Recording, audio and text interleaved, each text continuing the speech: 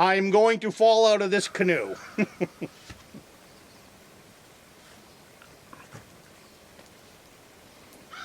I am going to take my hat off. I'm going to take my hat off because I like a nice dry hat.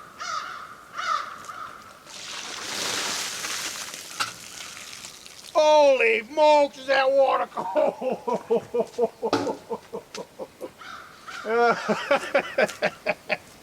I bet you didn't see that coming. Well, you know when you fall out of a canoe, you get wet.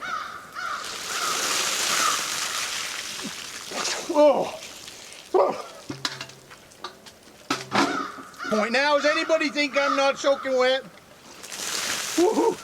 I don't know if I can take another one over the head. Holy smokes.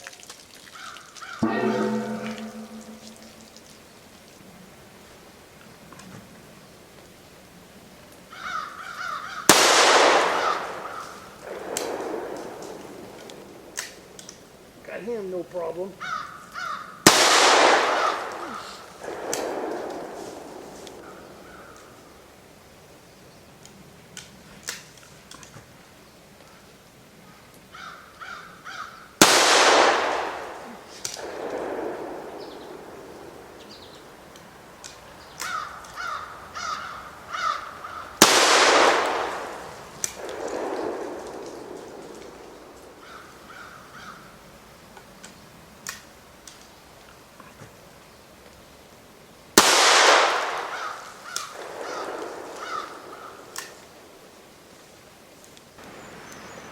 Well, that couldn't have worked out any better than it did.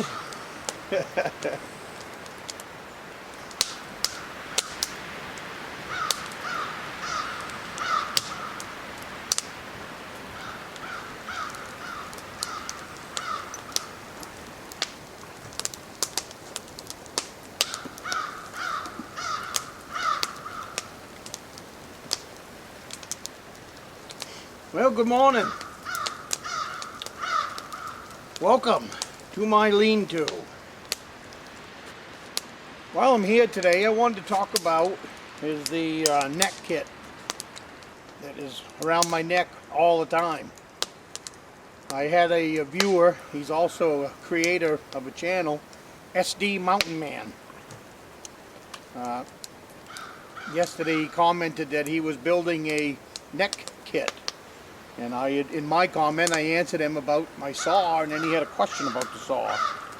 So anyways, around my neck, I keep a saw, I keep a compass, I keep a knife with a 90-degree spine, and I keep a ferro rod. Because I am a believer that if you become detached from your gear, which happens a lot, unless you lug that thing with you 100% of the time. And sometimes while scouting and sometimes just being around camp, you take a little excursion.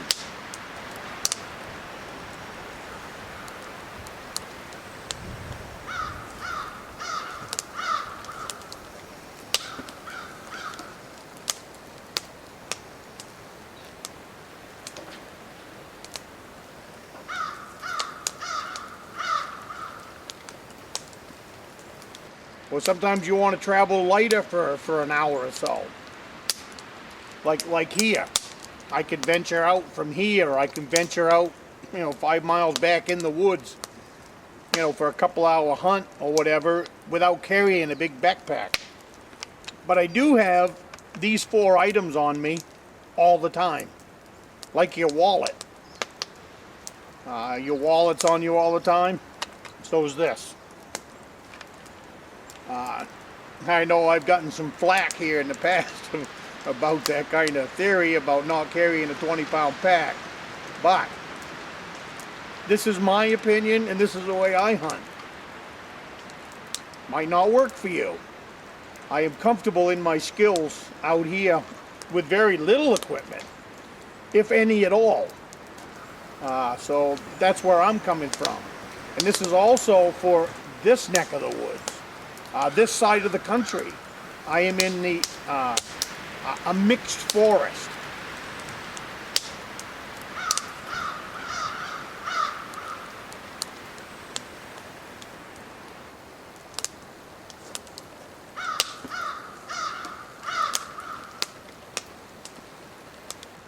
a mixed forest has so many things that you can use to survive with. Natural materials are just in abundance. I probably couldn't walk 100 feet without finding a half a dozen different fire starters, without even trying. So, mixed forest, this is what we're in. I'm not talking this for the deserts.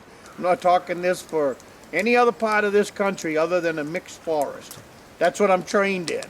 That's what I've been a part of for nearly 50 years. I don't climb mountains. I don't go above the tree line. And the reason I don't go above the tree line is because if you're going up for the view, that's great. But I'm a hunter, I'm a fisherman, I'm a gatherer. All of your game is below the tree line. All of your natural resources are below the tree line. To me, that's like saying, let's go to the moon and find something to eat. There's nothing up there. From what I've been told and what I can see, I'm a swamper. Why am I a swamper? I'm a swamper because in swamps, there is shelter, there's food, there's natural materials, natural resources in abundance. So this might not work for you. In the Northeast, this is more than enough.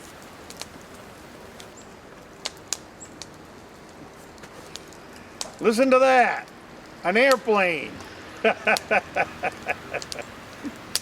I normally would turn the camera off now. Actually, it's not an airplane, it's a helicopter. Border Patrol. Probably once a day, if not every couple of days, you'll hear them fly over. I'm gonna let you hear them. I'm not going to shut the camera off. I'm proud as heck of the Border Patrol. I think they do a great job, and I love seeing the helicopter go by. It's green and white. I see it out on the lake while I'm ice fishing sometimes. And I see it daily from the cabin. For SD Mountain Man, check him out. This is the saw that I was talking about. It's solid.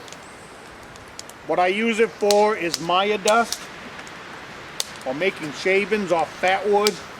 I can use it for getting a small limb for my fat wood, which this forest is full of fat wood. And the back side is a 90-degree spine. So this is a twofer.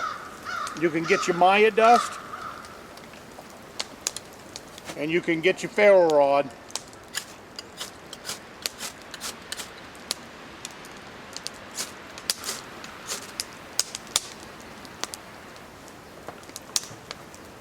Out of that saw. Now I bought this at Walmart years and years and years ago. I don't know if they still sell it. But I think it's a great saw. Unlike that silky saw I had out here that they still haven't replaced.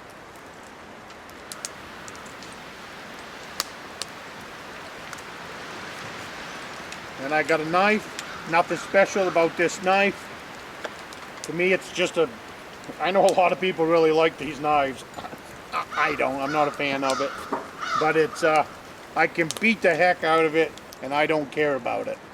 And I've always got my compass on hand, and I've always got a whistle, and I've always got a ferro rod. And my fire is doing really good.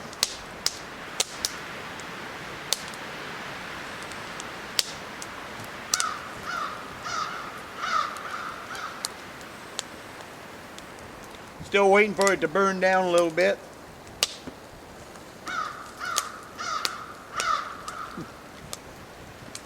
But I don't know how the rest of you are making out in this self-isolation, week number 3.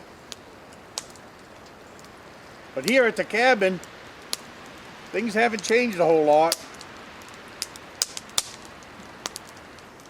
I still have to get my firewood in, build a wood stove. I still need to pump water with a hand pump. And I still need to cook, and I still need to eat.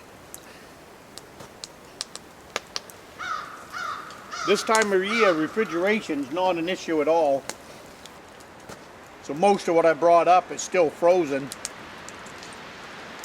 And what I do, I don't bring it in the cabin. I stick it out back in a snowbank. And then I've got an old cooler up here that's half full of water. And being half full of water, it's frozen solid. So that is, that's where I keep my eggs, anything like that, cheeses, anything that does need refrigeration, I keep inside of that old cooler. But I believe by next winter, I think I'm going to bring up a small freezer and do the same thing. Put about a foot of water down in the bottom of it, let it freeze up, because that block of ice in there, and keep it in a shady spot, that block of ice in there is doing perfect on these warm days. Whereas if my cooler, I had that out where the sun could get near it, or just plain, right now I keep it in a snowbank, so that's helping, but that would thaw out fairly quick.